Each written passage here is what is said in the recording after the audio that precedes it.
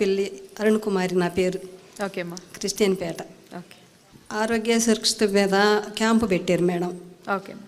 పెట్టిన సంగతి నాకు తెలియకపోయినప్పుడు నాకు ఇంట్లో ఆరోగ్యం బాగాలేదు. అయితే నాకు పెస్ట్లో కొంచెం చిన్న గడ్డ తగిలినట్టుగా నాకు అనుమానం వచ్చి నేను నా అంతటికి నేనే బాధపడుకుంటున్నాను. బాధపడే టైంలో వాలంటరీ వచ్చి నాకు పెన్షన్ ఇవ్వడానికి వచ్చింది. ఆంటీ లెగవలేదు ఏంటంటే, నేను లెగవలేకపోతున్నానమ్మా, నాకు నొప్పి వస్తుంది, గడ్డ ఫస్ట్లో రాలేదు, మరి నాకు అనారోగ్యంగా ఉన్నట్టు భయం అనిపిస్తుంది అని అంటే, లేదు ఆరోగ్య సురక్షిత మీద క్యాంపు పెడుతున్నారు ఆంటీ, మీరు కంపల్సరిగా చూపించుకోవాలని అంది. సరే నాకు పెట్టిన కాడ చూపించమ్మా అన్న. తీసుకెళ్ళి మరుక్షణం నాకు భయం వస్తుంటే ఏమి వద్దమ్మా, మేము చూసి నీకేదో చెప్తామన్నారు. చెప్పిన తర్వాత వాళ్ళు టెస్ట్ చేసి వాళ్ళు నాకు చెప్పలేకపోతున్నారు ఏమైంది అని చెప్పి. నేను టెన్షన్ పడుతుంటే పక్కకు పిలిచి వేరే వాళ్ళకి చెప్పారు, ఆమెని అర్జెంటుగా వేరే హాస్పిటల్కి తీసుకెళ్ళండి, కొంచెం బెస్ట్లో కొంచెం గడ్డ కనపడుతుంది అన్నారు. ఇక నేను ఇంటికి వెళ్ళి ఏడ్చుకుని నా కోడలకు ఆపరేషన్ చేయించి ఉన్నాను. నేనేం చేయాలి భగవంతుడా, నా పరిస్థితి బాగాలేదు.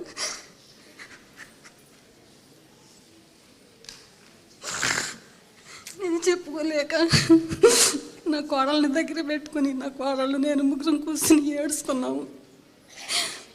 అది అంటే భయం, ఏంటి ఈ స్థితి వచ్చింది, నేను ఎవరు చెప్తాను అని నా కోడళ్ళు నేను ఏడ్చుకుని తెల్లారి హాస్పిటల్కి వెళ్తే తెలిసిన డాక్టర్ గారు ఉన్నారు, తాడేపిల్లోళ్ళు, నీకేం బాధ లేదమ్మా, ఆరోగ్యశ్రీ మీద అన్ని టెస్టులు ఫ్రీ అవుతాయి, నువ్వు ధైర్యంగా ఉండవని నన్ను కూర్చోబెట్టి ఆ రోజు అన్ని టెస్టులు చేశారు.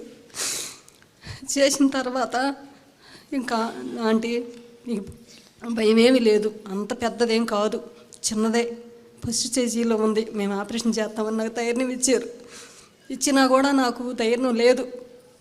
ఇంటికి వెళ్ళిన తర్వాత అన్నీ చదువుకుంటున్నా, ఇవన్నీ నేను చూడగలుగుతానా, ఇవన్నీ నాకు ఎందుకు అని తీసి చిమ్మేసేస్తున్నాను, అన్నీ గొడవ చేసేస్తున్నాను. ఇంక నేను బతకను, నాకు ధైర్యం చెబుతున్నారు కానీ లేదు, ఇక నేను బతకను, 10 రోజులు ఉంటాను, 20 రోజులు ఉంటాను, నా ఆందోళన నాకు. అయినా కానీ ధైర్యం చెప్పి తీసుకెళ్ళారు, ఆపరేషన్ చేయించారు. నాకు ₹1 ఖర్చు కాలేదమ్మా, మంచి భోజనము, టిఫిన్, పాలు అన్నీ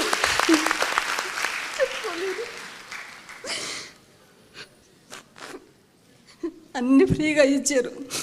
ఆపరేషన్ అయ్యి నన్ను సంతోషంగా ఛార్జీకి డబ్బులు ఇచ్చి ఇంటికి పంపిస్తుంటే, ఇంటికి వెళ్ళి నేను ఏం తినాలి, నా కోడళ్ళు నా దగ్గరే ఉండారు ఈ దేన స్థితిలో అని నేను బాధపడుకుంటుంటే, అకౌంట్లో డబ్బులు పడ్డాయని నాకు కబురు తెలిసింది. అమ్మని ఇంటికి వెళ్ళిన తెల్లారి ఛార్జీ డబ్బులు ఇచ్చి పంపించారు. ఇంటికి వెళ్ళి నాకు ఆ బ్యాంక్ ఇవ్వలో తెలిసిన వాళ్ళు ఉండే, ఆంటీ నీకు అకౌంట్లో డబ్బులు పడ్డాయి అన్నారు. ఇదేంటి నాయన అంటే, ఆశ్రయ డబ్బులు, నీకు ఎన్నాళ్ళు పేషెంట్గా ఉంటావో, నువ్వు పల్లె స్థితిలో ఉంటే నీ కుటుంబానికి రక్షణగా డబ్బులు పడ్డాయి అన్నారు.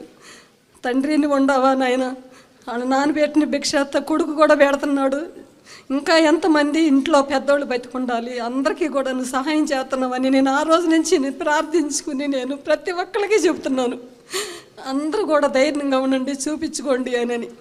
నాకు చాలా సంతోషంగా ఉంది. 5 లక్షల నుంచి 25 లక్షలు చేశారని చెప్పి నాకు ఆరోగ్యశ్రీ కార్డు కూడా ఇచ్చారు సార్ గారు పిలిపించి. నాకు చాలా సంతోషంగా ఉంది. మళ్ళీ జగన్ బాబు రావాలి, ఇంకా ఎవరు వచ్చినా వల్ల కాదు, ఆయన సంతోషంగా పైకి రావాలి, ఆయన గురించి ప్రార్థనలు పూజలు అందరూ చేయాలి. ఇప్పుడు బాగుందమ్మా ఆరోగ్యం? ఇప్పుడు బాగుందా? మందులన్నీ కరెక్ట్గా వేసుకుంటున్నారా? కూడా ట్రీట్మెంట్ ఉంది ఈ రోజు కూడాను. అమ్మా ట్రీట్మెంట్ ఉండి ఇక్కడికి వచ్చారా? పోయినసారి మన దగ్గరికి వచ్చినప్పుడు కూడా అప్పుడు ట్రీట్మెంట్ ఆ రోజే నేను బాధ వేసుకుని వచ్చా. పెట్టింది మనమైతే నాకు ఎందుకు జరగదు అన్న ధీమాతో వచ్చాను. డాక్టర్లు సిస్టర్లు అసలు మంచిగా నా పేరు గుర్తు పెట్టుకుని నన్ను బాగా చూసుకుంటారు. అసలు నిజంగా దేవుళ్ళు వాళ్ళు డాక్టర్లు కూడానమ్మా, వాళ్ళకి నిజంగా ఆఫీసి దేవుడు నిండుగా ఇవ్వాలి. అరుణ గారు, మీకు ఇప్పుడు ధైర్యం వచ్చిందా? కొంచెం ధైర్యం మామూలుగా కాదు మేడం. అవునా? నన్ను అడవిలో వెళ్తాను. జగన్ గారు ఇప్పుడు మీరు ఇంకా మిగతా వాళ్ళందరికీ ధైర్యం ఇవ్వాలి. నాతో పాటు మా ఇంటి దగ్గర ఆమె కూడా, నేను అడ్మిట్ అయిన రోజు ఒక ఆమె అడ్మిట్ అయ్యింది, అదే రోజు ఆపరేషన్ ఆమెకు కూడా ఒక 4 రోజులు అటు ఇటుగా. ఓకే. ఆమె ధైర్యం లేక చూయించుకోలేదు, నాతో పాటు చూయించుకుంది, ఆమె కూడా బాగుంది. ఇంకా చాలా మంది చెబుతున్నా, నేను తీసుకెళ్తున్నాను కూడా అక్కడికి. ఓకే, అందరూ బాగా చూస్తున్నారు. ఫుల్ ధైర్యం వచ్చింది మేడం. అక్కడ డాక్టర్లు బాగా చూస్తున్నారని మీరున్నందువల్ల మాకు ఎప్పుడు ధైర్యమే. ప్రతి ఇంట పెద్దోళ్ళు ముసలోళ్ళు అనేవాళ్ళు ఇటు వరకు లేరు. ఇప్పుడు ఉంటున్నారు ఆరోగ్యంతో. అమ్మా. అసలు హాస్పిటల్లో చూస్తే ప్రతి ఒక్కళ్ళు కూడా ఆనందంగా ఉంటున్నారు, ధైర్యంగా చూపించుకుంటున్నారు. ఒక్కదాన్నే ట్రీట్మెంట్ తీసుకుంటున్నాను నేను వెళ్ళి. ఆపరేషన్ చేయించుకుని ఇంటికి వచ్చిన దగ్గర నుంచి నెక్స్ట్ నెల నుంచి కీమోలకి పెట్టుకొని ఒక్కళ్ళు నడవలేరు, బలహీనం అవుతారు. కరెంటు పెట్టినా కీమోలు పెట్టినా నేను ఒక్కదాన్ని వెళ్ళా, నా పిల్లల్ని కూడా రానియలేదు. అందరూ అంటారు అసలు నువ్వు నీ ధైర్యాన్ని చెప్పుకోవచ్చు అంటారు. ఇప్పుడు చాలా ఈ అవేర్నెస్ పెరగటం వల్ల especially women and child care and welfare విషయంలో కూడా ఇప్పుడు రకరకాల సర్వైకల్ క్యాన్సర్స్ కోసం అని వ్యాక్సినేషన్లు, ఓకేనా, ఇంత హెచ్పివి వ్యాక్సిన్ ఇవన్నీ కూడా తీసుకొచ్చారు.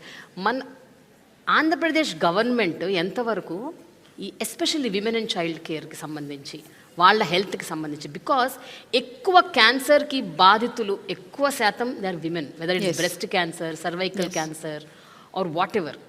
So what is the steps ma'am that you are taking? మనం ఆరోగ్యశ్రీలో పూర్తి స్థాయిలో కూడా అన్లిమిటెడ్ కేర్ని ఆరోగ్యశ్రీలో క్యాన్సర్ రిలేటెడ్ మనం పెట్టేశారా? ఎస్. ఓకే.